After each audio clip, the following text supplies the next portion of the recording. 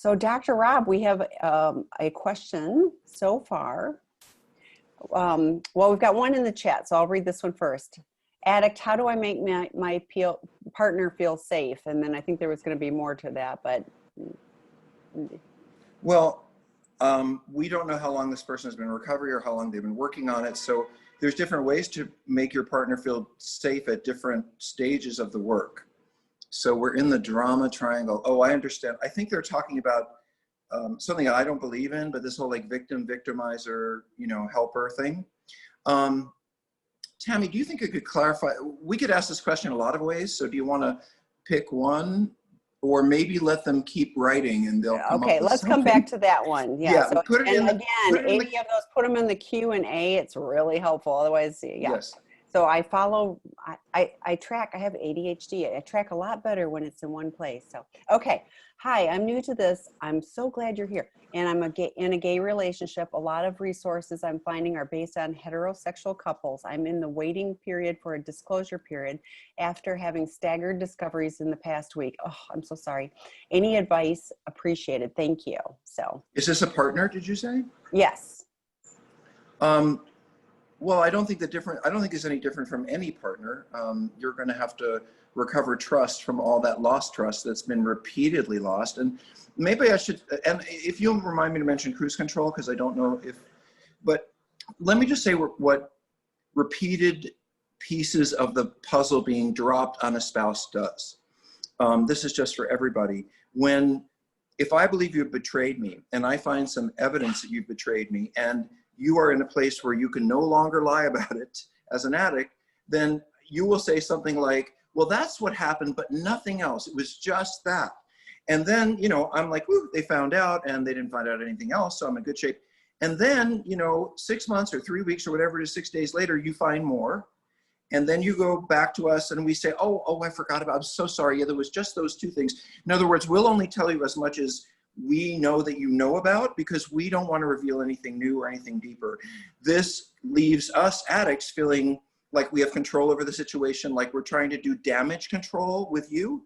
But it leaves you feeling crazy, because what spouses, I really think, and Tammy, I don't know if I've ever said this before, but the whole idea of spouses doing detective work and going through cell phone records and, looking up tax records and going through people's wallets. And, we used to look at that as being kind of, I don't know, bad or codependent or any of those kind of negative things. Now I think it's the spouse, or we used to say the spouse going through all their stuff means they're looking for a reason to see, I gotcha, you missed this one. I don't think that's why spouses do that. I think spouses are looking through all this stuff to try to figure out if they can just start to trust the person again. They're not looking to gotcha. They don't want any more gotchas. So for the partner, it's like, okay, they hear a piece, the piece we give out at the beginning, and they say, oh goodness, thank goodness, that's all there is. I was so worried it was more, and we can work through this. And then they find something else. And then they think, well, wait a minute, I didn't know about this. And maybe reassure them one more time. But by the third time, they're looking at us like this isn't everything. There must be more. And I don't trust you anymore. And so the whole house of cards goes down. I think, so anyway, that's just a few things. Tammy, do you want to add to that? Oh, gay men. Okay, sorry. So I'm so used to talking about partners issues. So specific to gay men, what I see happening is more and more men are becoming aware of the meaning of intimacy and relationship in ways that we simply didn't have the privilege to, since we have marriage and the possibility for deep, meaningful, long-term relationships. I found a lot of men are not so happy with the way a lot of gay men have led their lives sexually. I see a lot of young men looking for monogamy. And I don't think that's a good thing or a bad thing. It's a difficult thing for two men together. But what I'm more concerned about than whatever you choose for a lifestyle, monogamy with other people, is the honesty piece. That's that cannot be replaced. It doesn't matter whether you're straight, gay, trans. It's about, can I trust this person? Can I reveal myself to this person and know they won't harm me? Can I hold on to the belief that when they're out there in the world, they have me in mind, and not just themselves? And that to me is more important than any journey that you two decide to take. I think we'll have a lot of stuff come up about planning for disclosure, but I do want to say I wrote a book for gay men, and it's called Cruise Control: Understanding Gay Men and Sex Addiction. And the reason I wrote it, and it's great for partners, there's a lot of stuff in there for partners, and the reason I wrote it is because the way that gay men live in a very sexually liberal environment because they're having sex with other men, and men in general are pretty sexually liberal if they can be. So it's hard for a gay man to really say, well, am I healthy? Am I normal? Is my sexual behavior what it should be? Or is it crazy? It's kind of like an alcoholic walking to a bar, you know, you drinking like everyone else, so you don't see a problem. That's part of the challenge in the gay world. Anyway, I've answered a lot of different things. My hope, by the way, in answering these things is it may not just apply to you, that you're going to hear things, each one of you, that maybe can apply to everyone. And so I try to expand them a little bit. Anyway, thanks, Tammy.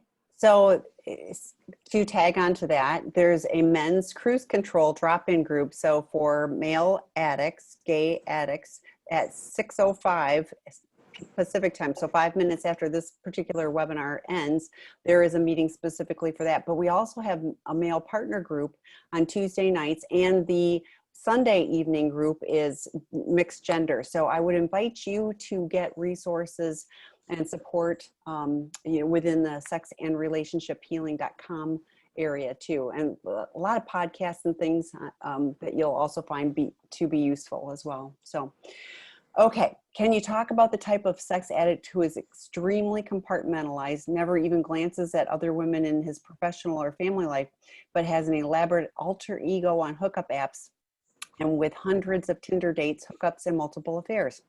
What does this extreme split between the two lives tell you about his psychological profile? Do you know, what do you think kind of question this is, Tammy? Is this a personal question or a professional question, or what are you reading here? This, well, I took it as a partner. That was kind of funny. So, okay. Yeah, I don't know, but well, it could be the person that's asking for themselves as well. You know, I don't have I don't think there's any research on this particular piece. I just think that, you know, the more I have to hide, and the more I have to lose is going to determine how compartmentalized I am. So if in a marriage with 3 kids and I love my family and maybe I'm a professional with a license, you know, I'm going to really try to keep my life much more compartmentalized. And you in that world are never going to know about this because I don't want to have trouble with work. I don't want to have trouble with my family.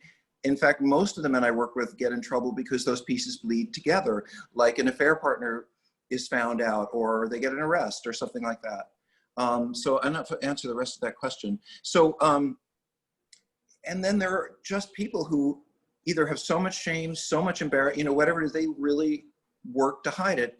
I think most sex addicts are extremely compartmentalized, and I don't know many that you would be living with that you would really know what they were doing behind your back when they're out there, because we are very good liars and very good at seduction and very good at convincing you that what you think isn't really quite right. So I would say that if you have a lot of experience with sex addicts, this person might be a little bit on the bell curve, but if you really sit with sex addicts, you're going to find they're all very, very compartmentalized, even the gay ones. I'm at my vacation home with my husband trying to reconcile after 3 months separation. He has been seeing a prostitute for 2 years and treated her like a girlfriend. He ran out of money, and so she ditched him. Now I found out he is still texting and calling her and is on 7 dating apps trying to forget her. What should I do? I'm concerned with the marriage, or I'm concerned that the marriage can't be repaired. Okay, so I'm going to just give my gut on this.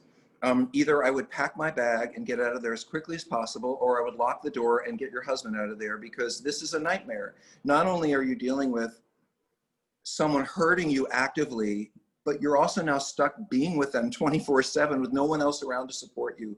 So I take this a lot more seriously than I feel it's written, because it's written kind of like, well, this is an issue, what do I do? And I'm thinking, oh my God, this is so painful to have going on in your life. There is no reconciliation while this behavior is going on. There isn't even a place to meet, because you're believing and hoping this, and that other person's going in the completely opposite direction. So I think, well, if I were you, and I don't know you, is I would put much more focus on how I can take care of myself and get support, and maybe a lawyer if you're married to this person, than I would working on reconciliation, because this person is not even present. They're not even there.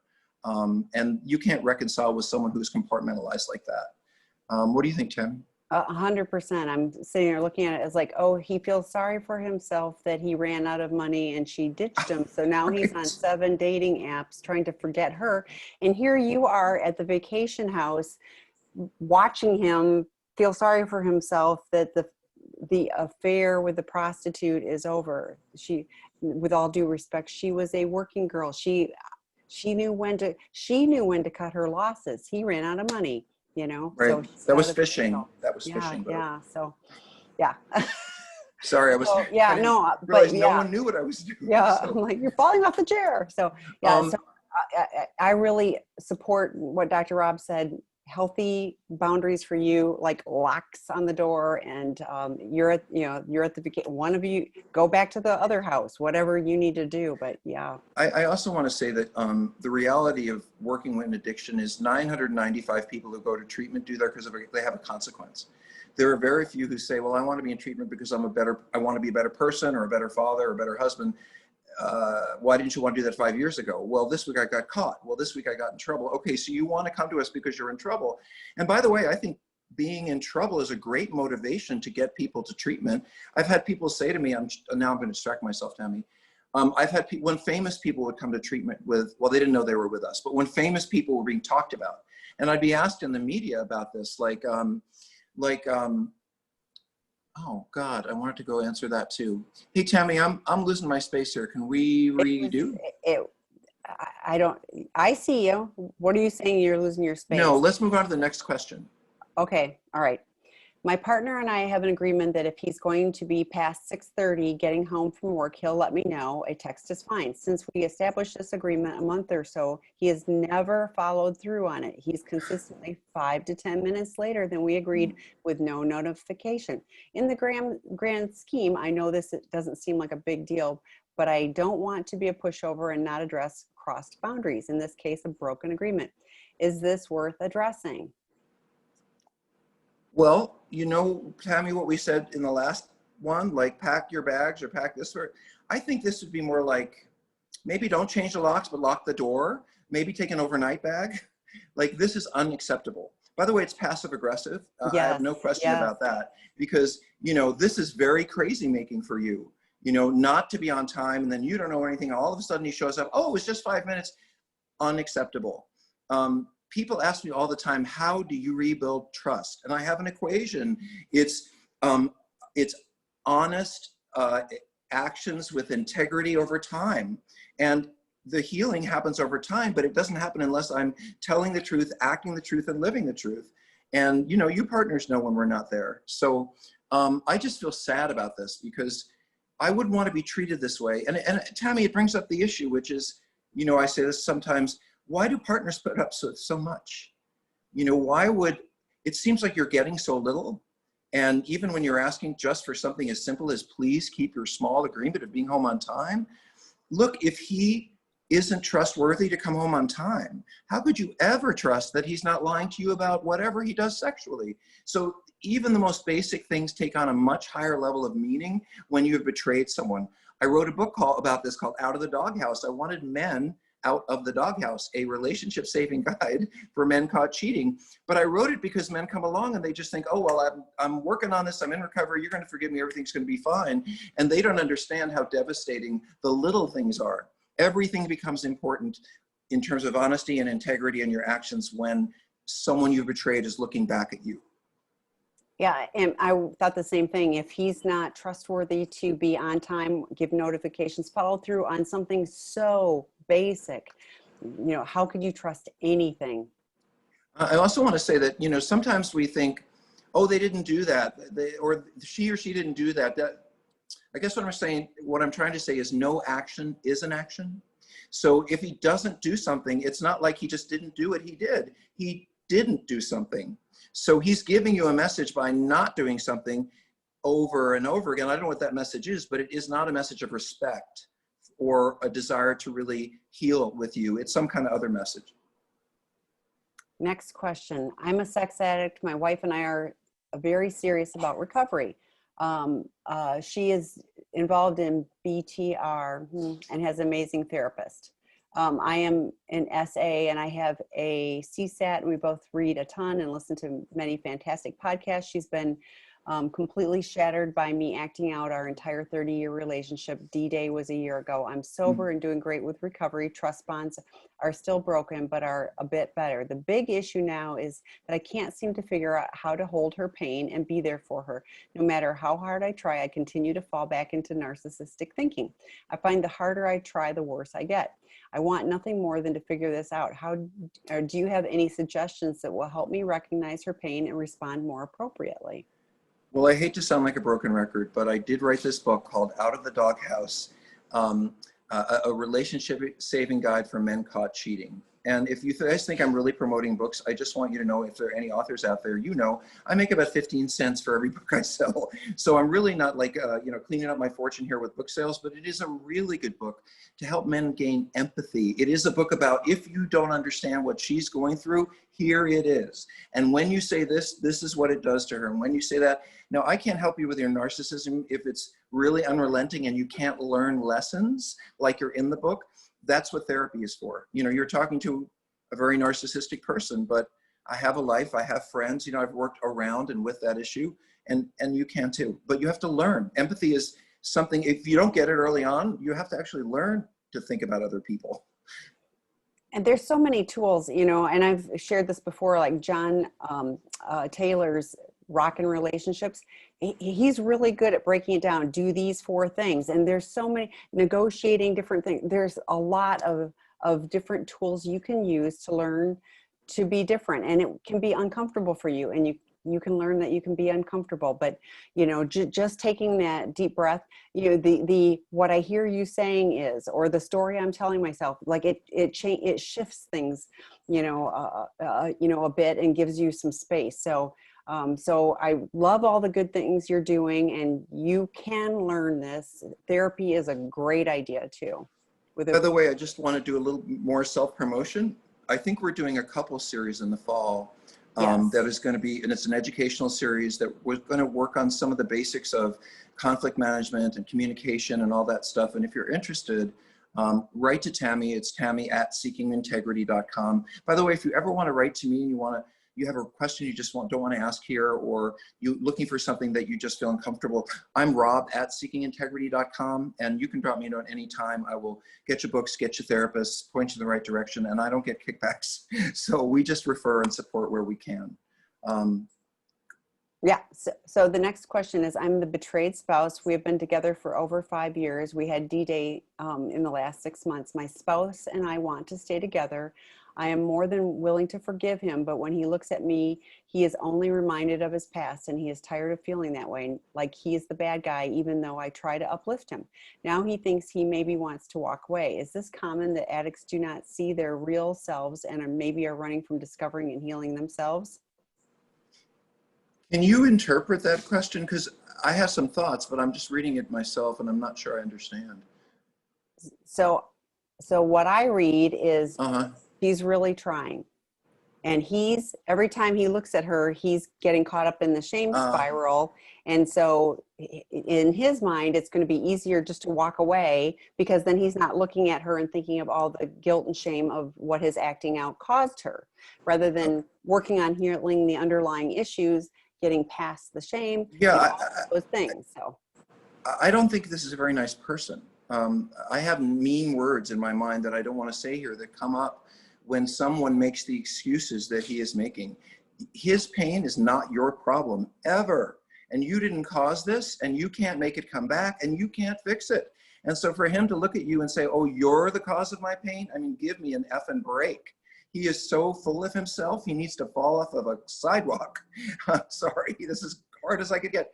And there's something else here too. I think he's lying. I think he probably wants to leave, or he's been thinking about leaving. And actually, I'm going to be really honest, because I'm an addict and I know how people think. I could be wrong, but I don't think he looks at you and feels badly because he is reminded of his behavior. I think he's looking at you and feels badly because he wants to leave. And I say this because he offered to, and what person who's trying to fix a relationship says, now he thinks maybe he wants to walk away. He doesn't want to walk away because you make him feel bad. He wants to walk away because there's something else out there that interests him, my feeling. The other option is, if his narcissism and his shame is really that profound, he might need to seek some serious therapy, maybe some psychiatric help. It can be maybe you'd like to come to treatment with us or somewhere else. But these are big holes that you can't fix and you can't fill. And this is not someone who, look, if you're running from discovering and healing, I think there are very different ways you can do it than simply blaming your spouse for making you miserable. Well, and I was caught by I try to uplift him, not your job. It's like like Dr. Rob talks about all the time. You get to be angry, he betrayed you, he acted out, he did, and through the addiction. So there's a reason, not an excuse, but, like, why is it you have to be uplifting to him when he betrayed you? It's probably something they do in their relationship that they're sort of play out a lot or do regularly. But yes, Tammy is absolutely right. Like, your job is to get as much uplift for yourself as possible, not to blow wind in his sails. That's his job. Yeah. And you being angry at him can't make him relapse. He can choose to relapse. He can choose all of those behaviors, but you don't have to hide who you are, how you feel in order to placate him. So.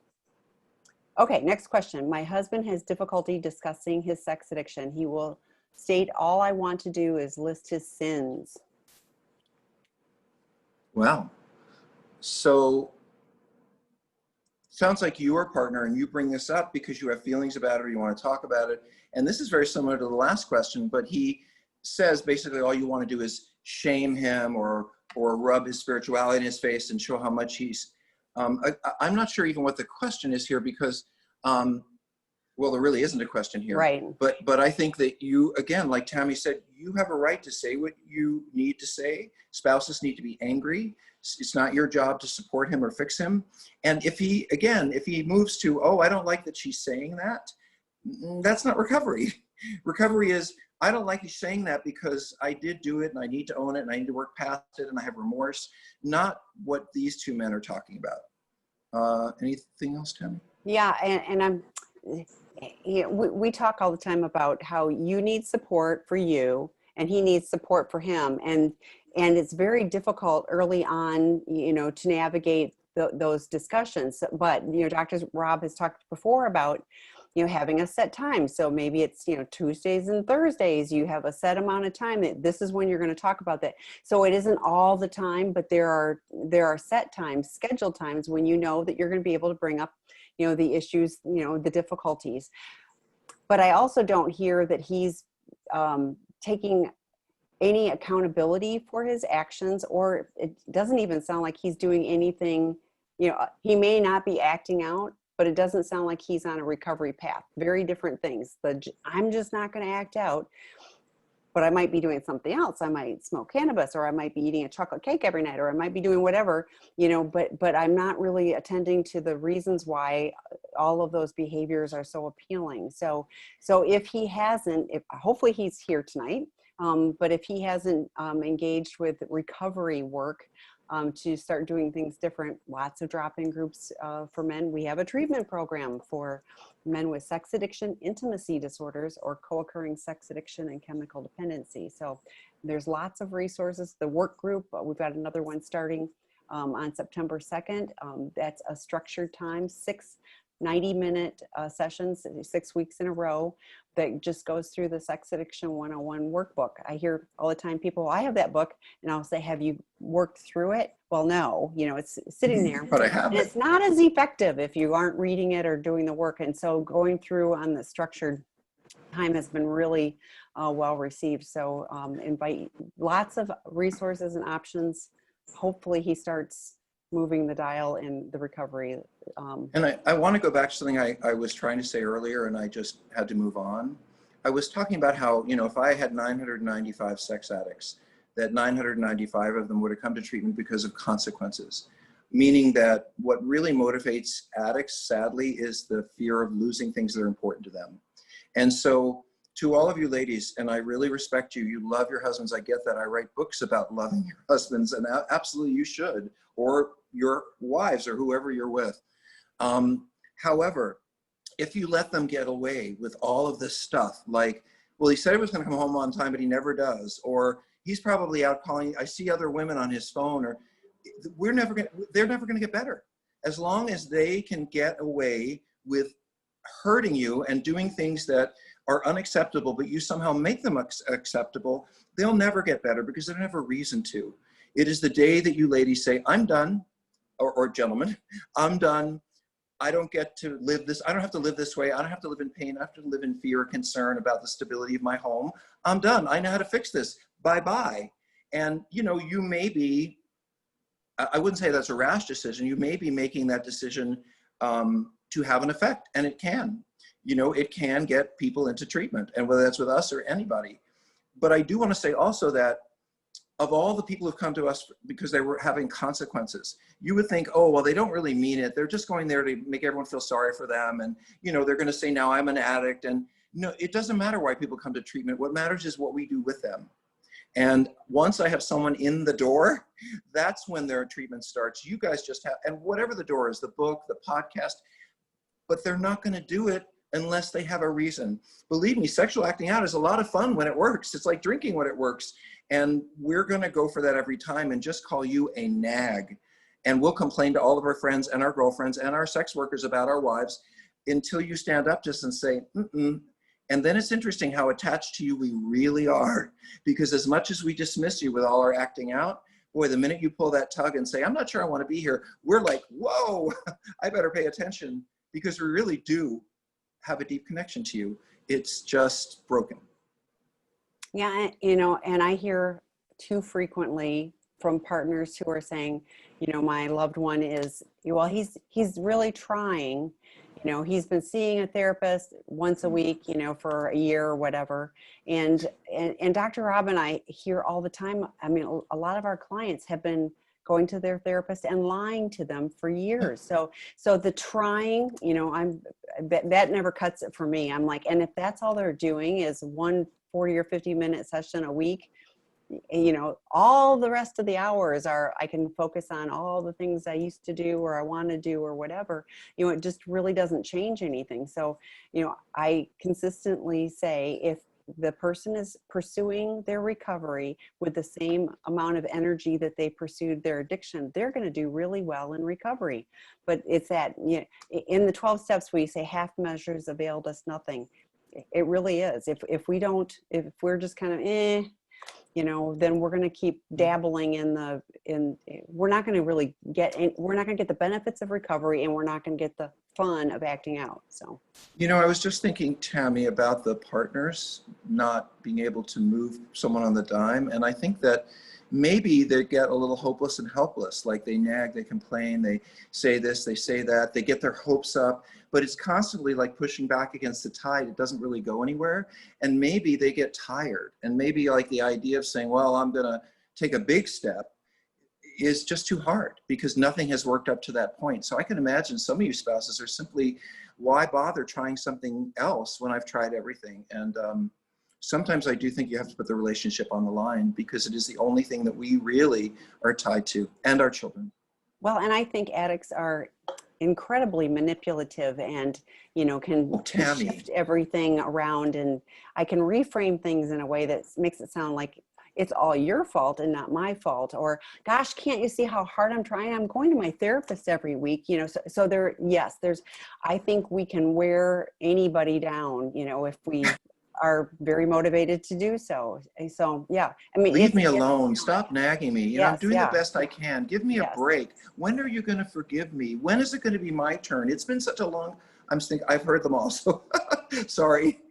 No, I agree. But yeah, so, you know, getting support so that you start going, wait a minute, that's not okay that this person's treating me like this, and I deserve, you know, safety and things different. So there's one more thing I want to say about all that. I worked a lot recently. Sometimes I go out of town and work with people individually in their homes or in environments where they just want to work with me, or they just want to work. And I recently had an experience of that. And I was working with a betrayed partner, and I realized how destroyed she'd been by how her believing in this man and how important he was. And she'd opened up her heart to him and, you know, really put a lot on the line, and he just didn't care. And I don't think when we're in that behavior, we really don't understand what we're doing to the person we say we love. partners. Oh, I know what I want to say about that too. When I was working this weekend or last weekend out of town at this person's home, I realized that she was very sad. And so we talked about where she was at with her relationship, which was betrayed. She was angry at herself. She was disappointed. She was embarrassed. She felt like it was her fault. She didn't know whether it was ever going to, I mean, she was in all that pain. And what I realized moving her forward was going to be anger. That because when you're mad at yourself, it's like all of that frustration just turned toward you. Why did I even get in this relationship? What's wrong with me? But when it starts to go toward the person who actually hurt you, which is, wait a minute, how dare you do that to me? And wait a minute, what did your commitment mean? And wait a minute, this isn't what I want. You know, when you go in that direction, you are empowered. And I do think that men work very hard, and we know, we've heard this before, to make sure women don't look or act angry. And I think you ladies really deserve in these situations to be as assertive, not aggressive, but as assertive as you need to be. So the next question, this is the one that started in the chat. So Right. trying again. I'm an addict, 7 months of recovery, 6 weeks, no lying, acting out. Sometimes in the drama triangle, we can't hear each other. It causes an imbalance. I have a severely traumatic childhood and I struggle with trust. Partner has been amazing and has accepted my addiction and loves me. I'm struggling with being right or proving she is wrong. You want to start that one, Tammy? Well, the quickie line that comes to me is I can be right or I can be happy. And so it's one of those things where, you know, I can go down, you know, I can fight for the right, you know, or I can decide what's really the most important. And my relationship is, I mentioned it a little bit earlier, you know, the story I tell myself, or what I hear you saying is, you know, be curious about what's going on rather than, if I'm always planning what my next line is going to be, what I'm going to say next, I'm not hearing the other person. So, you know, you talk about the drama triangle. There's therapists that work within the Cartman drama triangle. There are ways you can, you know, you can stop the behavior or you can keep doing the same dance that you've been doing and doing and doing. So, but what I hear is, I'm an addict, 7 months of recovery and you're 6 months of no lying. That's very good. No. 6 weeks. 6 weeks of lying. Okay. Yes. Right. Okay. But still, you're making progress. That's a good thing. This is called very early in recovery. I want to affirm that you're moving in the right direction, but I'm also letting you know you cannot expect you to have it be like you've been doing this for 5 years when you're in the very early stages. And the anger and all that stuff that we just talked about, of Normal, course, partner is going to be in those things. So getting support for each of you separately, so that, and then you know, plan time to come together and talk about things, you know. But working on your early childhood trauma, I mean, it's still early, but I hope you're getting later some help with that. Yeah. I was sorry, Tammy. I was really stuck on the 6 weeks because first of all, you have 7 months in recovery and you're working. That's really great, and you had a slip, no big deal. But as far as your spouse is concerned, you only have 6 weeks, and it was only just a short while ago that you, man or woman, she discovered you. And you ruined their life again. So I think for you, as Tammy has said, to expect that you won't be in drama, that you won't be trying to hash, that you won't. Of course you will. I mean, you have deeply wounded the person you love. And I would be more focused on that than my own shame, actually, because, and I just got to say, you know, that whole thing about I'm so terrible and what's wrong with me and I wish I hadn't done this. And I talk about this in treatment a lot. When the addicts are doing that, it's really a very selfish act because it's all about me. You know, I don't want to look at myself this way. I don't want her to look at me this way. I don't want to disappoint the people in my life. I don't want to be this person, but that's not I. And that's not the same as empathy, which sounds like, I can't imagine how my spouse is feeling. I'm so worried about my kids and what I put them through. I wonder every time if I'm late, if there were, I mean, that's empathy, not blaming yourself, but thinking beyond yourself into how I can see what behavior is done and make sure I don't do it again. So the next question is, my wife and I are on our 3rd week of recovery from my addiction. I'm finding lots of resources for myself, but we are searching for resources to assist my wife in our recovery. That's a Tammy question, if yes, ever there was. I was going to say, I started at the very beginning of this. There are betrayed partner drop-in groups. We have one on Sunday night. We have another one on Wednesday afternoon at 12:30 p.m. Pacific time. Where are they, Tammy? And well, hang on. And Oh, okay. there's the old lady posse. I don't know how old you are. Don't care. This is one of those where the old lady posse is for women, typically that, you know, empty nesters, etc., in probably longer term relationships. But that one is tomorrow morning at 8:30 in the morning. You can find all of them, including all the men's drop-in groups and other webinars like this. We have a bunch of resources every week on sexandrelationshiphealing.com. Under events, you'll see the calendar, but you can also see online resources. All of those are great. The podcasts, they're labeled for partners. We have a podcast series called Overcoming Betrayal and Addiction. There's so many resources, all from a pro-dependent, not codependent lens, meaning we understand there's trauma. We don't pathologize the person who loves you, a broken person. We support them and want to help them through the trauma. But a very different lens than codependency, and you're part of the problem and you're an enabler and you're bad. So we don't do that. So other thoughts, Dr. Rob? Well, it's just, there was something I wanted to go back to, which was a previously answered question. It had been sticking in my mind. Someone said, he feels like he's a bad guy. Like when it was talking about looking at the spouse and being reminded of what he had done. And what the spouse wrote here is, he's tired of feeling that way, like he's a bad guy. He was a bad guy. That's what I wanted to say. It's been sticking in my head forever. Why? His behavior is bad. It's devaluing. It's dismissive. It's painful. It's betrayal. I mean, it's so many bad things. I don't think he's a bad person, but I think when you're doing that kind of stuff, you're kind of a bad guy. And one of the things I really like to work on in treatment is helping men identify what they're capable of.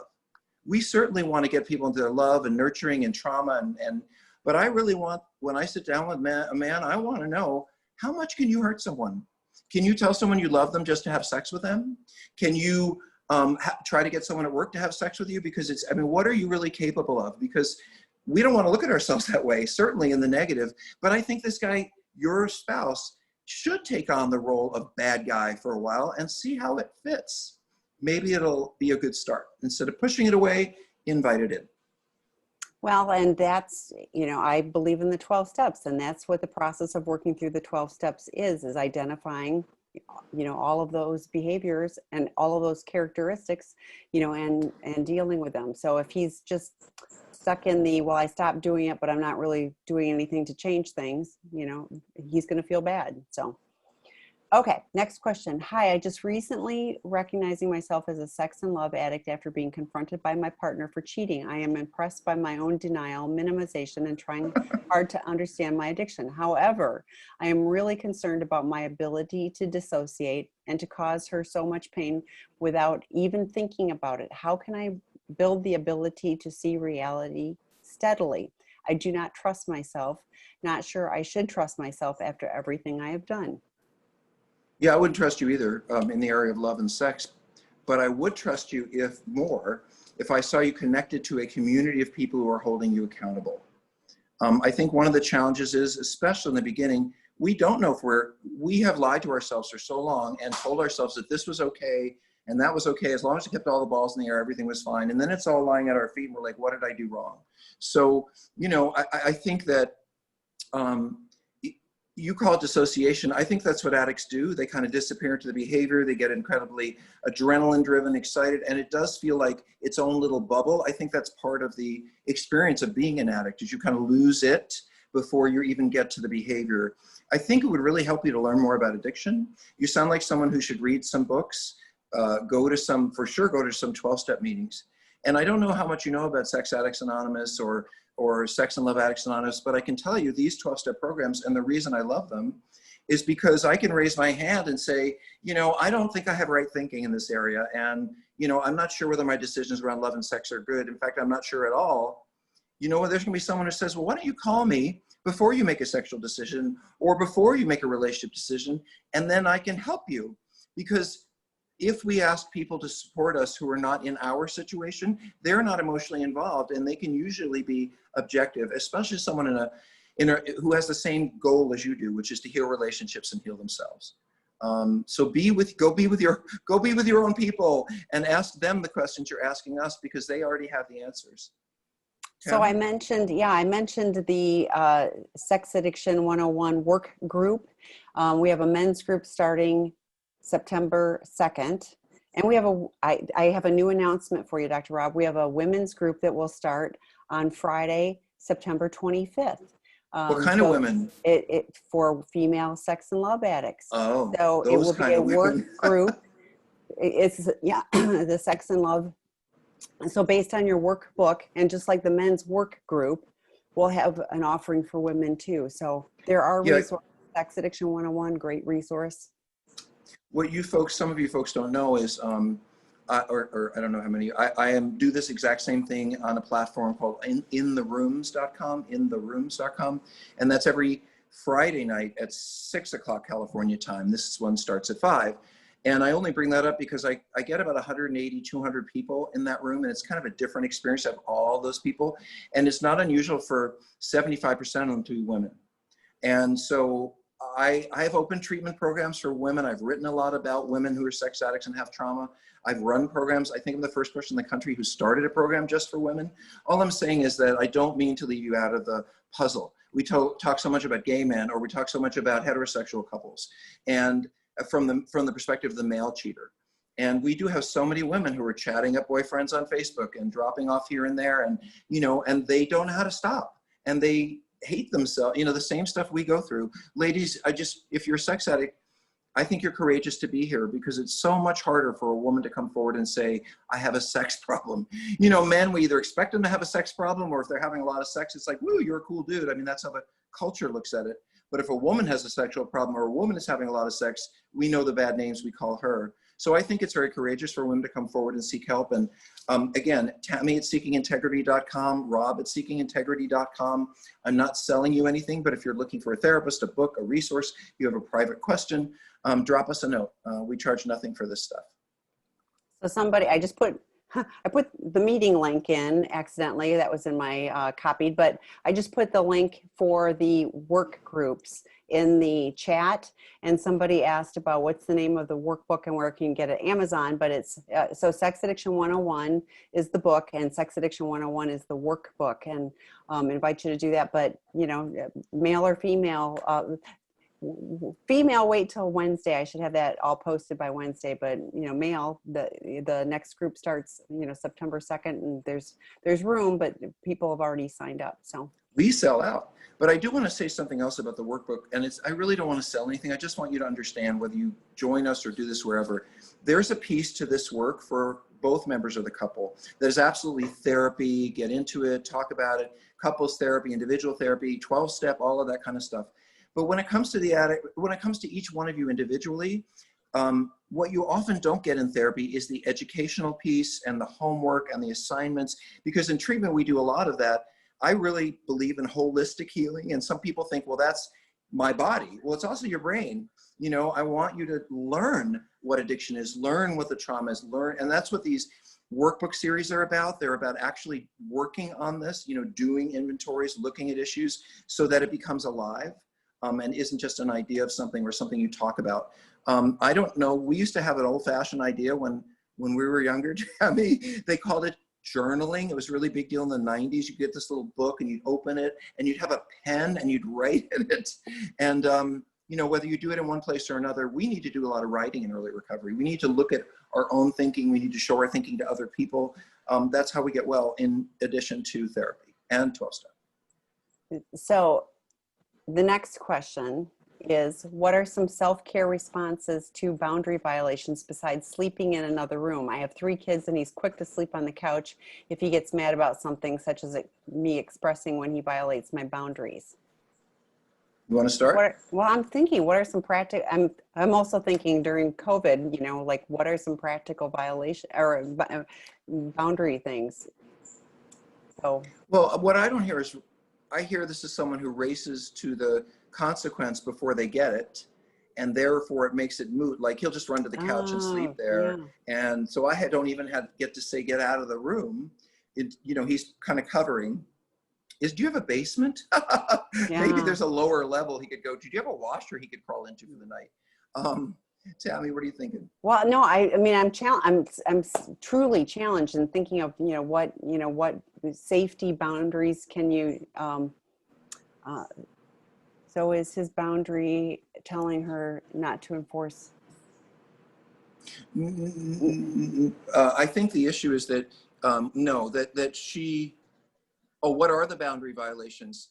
What are some self-care responses? So what she's saying is, how can I take care of myself when Right. he violates? And and also goes to the couch. So she, it can't be just like, you're not coming in the bedroom. I'm at a loss to thinking what would be an appropriate boundary within COVID, if he's, like you said, already racing to the couch because, he'll beat her to it. I will say I like to let people sit in their own stuff. And so, if there is not the movement you want to see, could he do more laundry? Can he do more dishes? Can you assign more time with him, with the kids while they're homeschooling? I mean, my spouse may not deal well with this, but I can probably work up I'd really like you to be more involved, and maybe that's a way to at least get some work out of him, is what I was thinking. Yeah, I mean, like I said, I think it's challenging to do that.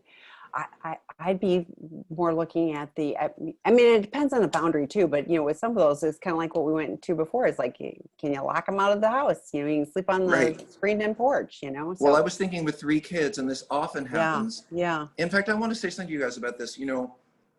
One of the reasons we set up these environments, it's probably the main reason, sexual relationship healing, the podcast, all of that, is we've treated wealthy people forever. And the reason we treat wealthy people is because they have good insurance. They can get a babysitter and go to therapy. They can take time. It's the people who have the resources and the time to deal with these issues who we see individually. But it was really important to our whole team that we provide resources to people who don't have a penny, to people who will never get to therapy, to people who don't have a car. And so the podcasts, all the stuff that Tammy supports on sex and relationship healing, we truly, in our hearts, and me as a social worker, for sure, we give that away for free with the hope that people who may not ever make it to the kind of help that we provide will still get help. Because, when I was in early recovery, the heroes of my recovery, the Harville Hendricks and the Claudia Blacks, I could read their book. I could go to a therapist that trained them, but I couldn't speak to them. Well, now we live in a world where, I may have written a few books and done a few things, but you can talk to me 2 or 3 times a week. And this is what we want to make available to everybody. And us also, by the way, some of you come to treatment with us. Some of you do the workbook series, some of you whatever. And everything that we make from that allows us to give stuff away. So I love this form of capitalism. It works for me, giving it away and keeping some for ourselves. But most of all, I have fun doing this. And I have more fun doing this like this than if we were being paid for it. That's for sure. So the next question, and this one's sad. My husband refused to do any sort of recovery, so I decided to leave. I was, of course, secretly hoping that he would use that as a wake-up call to get better, but no such luck. I've been living for a month separated from him. At what point should I fully give up and file for divorce, or how long should I wait and hold on, hope for change?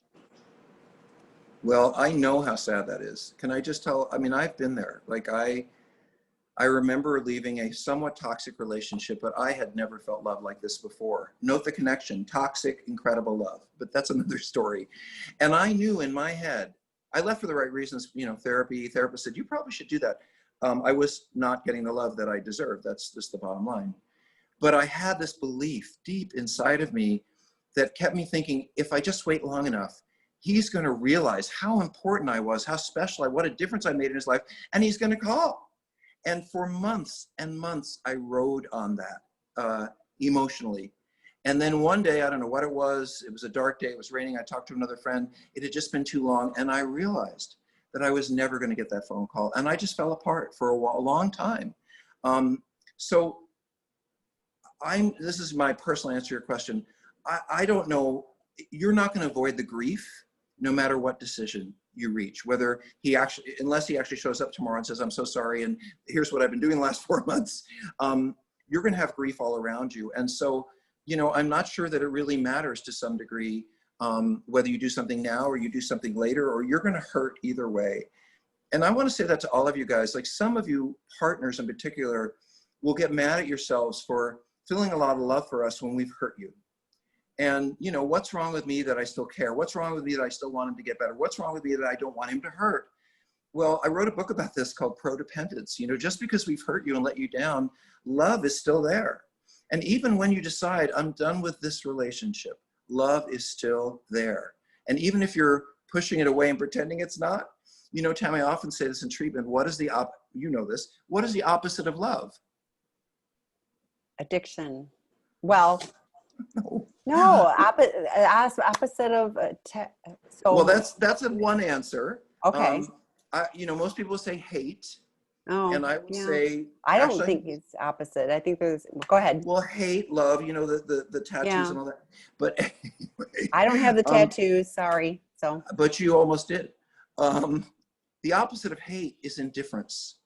Oh, the opposite of hate is indifference. See, somebody in our audience said indifference. Because they've, right. And so, you know, when you Thank no you. longer are passionately engaged at either end of the spectrum, that's when you're out. But if you're sitting around waiting for them to come home and you're just furious, or you're still deeply connected, and that's not necessarily a bad thing. I want to know I was deeply connected, even if it was to someone who hurt me, because I know I can love. Maybe the wrong person at the wrong time, but I know I can love, and that's a gift to me. So don't put me on the spot. Clearly. Okay, I'm in a same-sex relationship. My male fiance and I live in the same house, and we're in COVID times here in LA.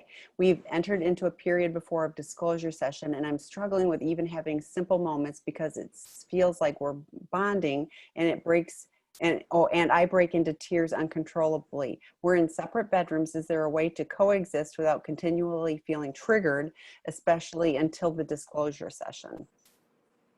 Well, I want to do all the usual. I hope you have a therapist. I hope you're being monitored yourself and supported. You know, people who weep frequently, some people are just like that. Some people are really dealing with depression and anxiety and things that are more long-term. You know, so I can't really say what that might be for you, but I would certainly want to make sure I'm taking care of myself in those arenas. I wanted to say something else to you in particular, but to all the spouses. By the way, addicts, I'm in there for you. It's mostly spouses who ask questions. And I have this feeling that they've hijacked you and they're sitting right next to you. And the spouse is like pointing at the screen going, see what she said, see what he said. But maybe that's just my fantasy. Anyway, I wanted to talk to you spouses about something that we're looking at in the field, which is this concept of ambivalent love. Ambivalent meaning I'm split between two different things. I don't know which one is right or which one I feel. And love meaning that you've loved us, we've been in a relationship, lots of love, and then you find out about this, you know, awful stuff that we've done, and where you're very, very hurt and very angry. And, you know, it's really hard for you spouses, because sometimes you look at us and we're in the right light and we're playing with the kid or whatever, and you're like, oh, I love them so much, just like you always did. And then you look over here and you see some Victoria's Secret catalog and you think, well, that's all the reason why I hate him. And you guys will go back and forth in an hour, in a day, in a week. By the way, this is crazy making for us. Because on the other end, we're like, oh, things are going better. And then you're screaming at us, like, and then we think, what's wrong with them? You're going to be all over the map. But I wanted to give it a name for you so you could understand there's nothing wrong with this. This is very healthy and normal that you're in your whole being. You're trying to figure out what's just happened to you and, you know, how much you really want to hold on to versus, you know, do you need to let go? So the term ambivalent love, I think, is a really good one for spouses. And that's what I would say to this gentleman. I think I would accept the fact that sometimes you're going to be triggered and sometimes you're going to feel loving and sometimes, but if you're consistently triggered to tears and immobility and you don't want to go to work and, you know, that's more depression, and I would take a look at that. Tammy, we have time for just a couple more, I think. Yes. So my husband has been in recovery for his SA for almost a year. It's been hard for me to rebuild trust because he has had a few slips and relapses, especially related to lying. Even though I hope to stay in our marriage of more than 20 years, I'm thinking of seeing a lawyer so that I have a better idea of what my options would be if I decide to leave. Have you seen cases where talking with a lawyer like this can be helpful? Absolutely. I think any member of a partnership has any right at any time to say, you know, I just want to understand. In fact, I think it's important. I want to understand what my legal rights are if this doesn't work out. Especially those who've been in a relationship for a long time and there's kids and family and property or money or, you know, you have, you know, and this is part of, might be your decision making. Like, I don't want to live together, but gee, we don't really have enough money to live apart. Or, looking at all that is really important. And I'm a huge believer in self-care for spouses. And I think by the way, addicts too. If I feel like you're angry all the time and you don't want to be, and maybe it's been a year and we're not able to work any of this out, and all I receive is anger, I might say, I want to look at what it's going to be like if I can't stay here.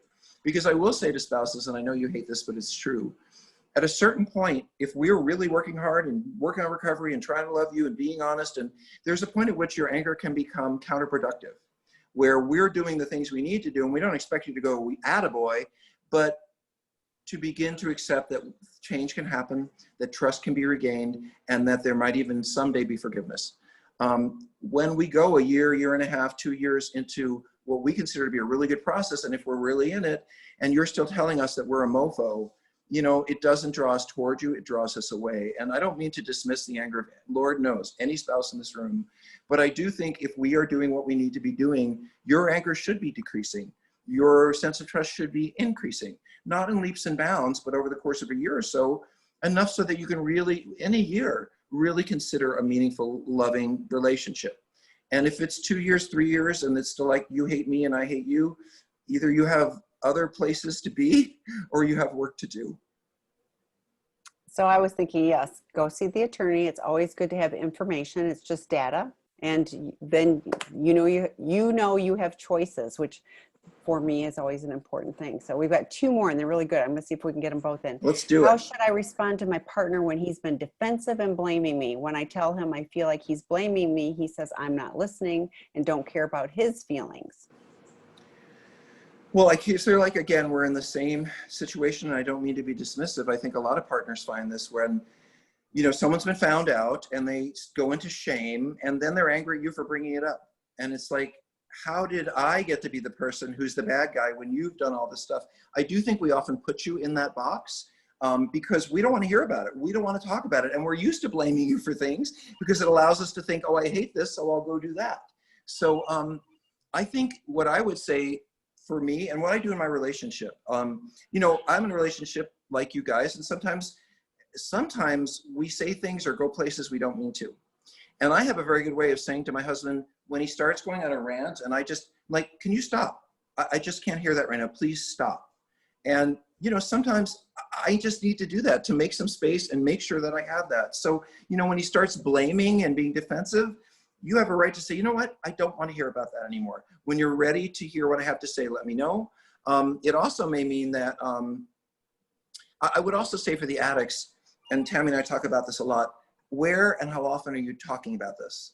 Because as an addict and doing the work I do, I know that you spouses sometimes, God bless you all, can ask us all day long, out of nowhere, in the middle of work. What were you with her? Did you do this? What was it that? Was it this? And I completely understand that you want that information. You have a right to that information, and I hope you get that information. But it's very hard for us. It really is hard for us to constantly feel like we're under the gun to answer questions from you. We're just trying to get through our day.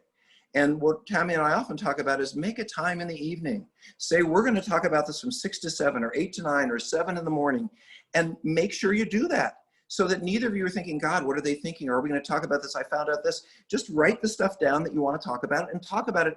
But that way you don't do it in front of your kids in the middle of the day, And also, for addicts, this I know you're looking at me. I know you're probably angry at me. I know, is there anything I can do to make it? Leave that alone too. You'll have your time at the end of the day, say, I feel disconnected from you. I wish we were closer. But during the day, just get through your day. That can be hard enough. This stuff is not going away, but make time for it. And then finally, in the chat, I want to meet some of my husband's affair partners. My therapist says that we all process differently, and she sees women that don't want to meet the affair partners, and the ones that do meet are able to get some closure and move on. My husband insists that this will make things worse. If he knows for him something I need to move on, why would he still refuse? That's a complicated question. So It is. I'm going to ask you to start, especially as a woman, Tammy. I wonder what your feelings are about this.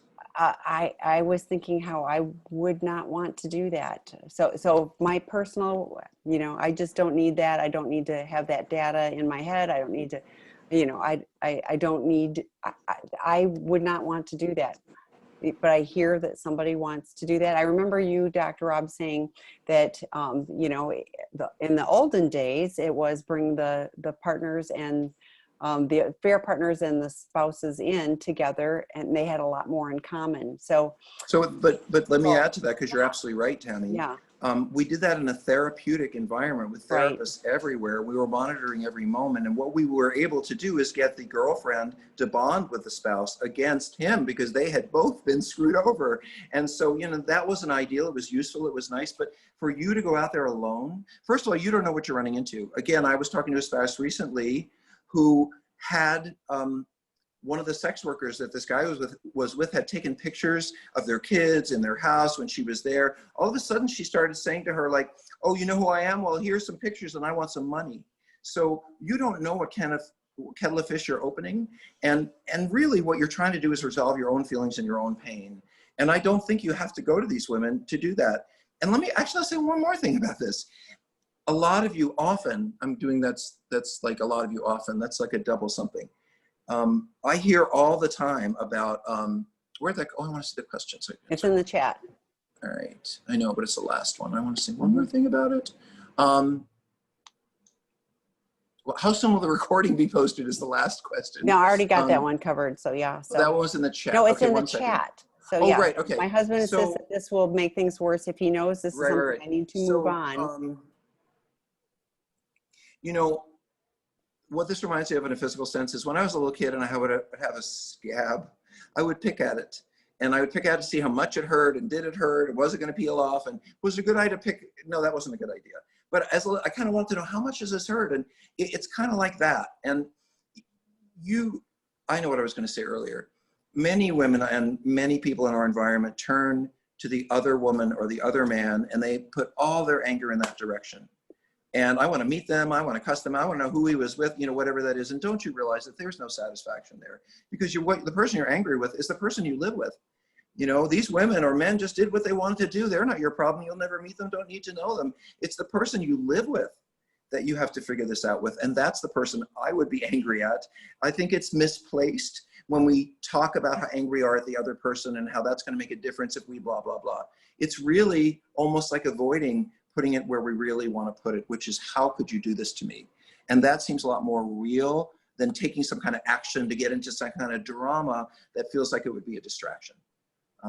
I agree. And my thought was, I, the betrayed partner, I'm thinking I need this to move on, and I may not be the best judge of what I need to do to move on. Some people never have disclosure, never have, you know, those resolutions, so to speak, and they do move on. So one more thing about that, Tammy, if you don't mind. Real quick, because the next meeting is starting shortly. If you're in the therapy business and you're not in the addiction business, therapists, it's not our jobs to tell you what to do. Leave him, don't leave him, go to those women. I don't think that's the right person to ask in some way. Your therapist is going to be supportive. Get some other wives and spouses around you, like in some of those groups that we do, and ask them what you think you should do. There will be better guides for you. They can actually tell you what they think. Yeah. Okay, bye guys. Hopefully see you Friday. Thanks, Tammy.